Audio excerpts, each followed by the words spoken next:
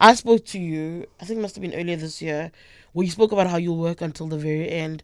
And there were people in the DA who were like, I think Helen is suggesting she's interested in going back as federal leader. A lot of people going back and forth.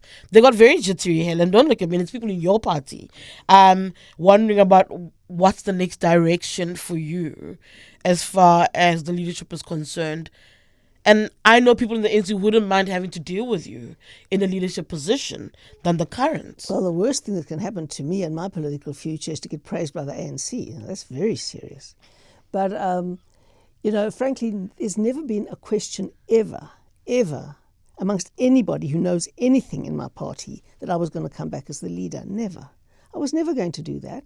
So anyone who was jittery obviously has got no role to play in the DA because they don't know what's going on in the DA. But you did say you are still interested in playing a role, and I imagine that it's too crucial a time now to walk away from leadership in whichever form. So when you go to conference next year, what does Helen do? Well, if I become the DA's mayoral candidate, and I don't know yet, we've had the interviews, but the results of those interviews have not been announced yet, and they will be announced at a later point.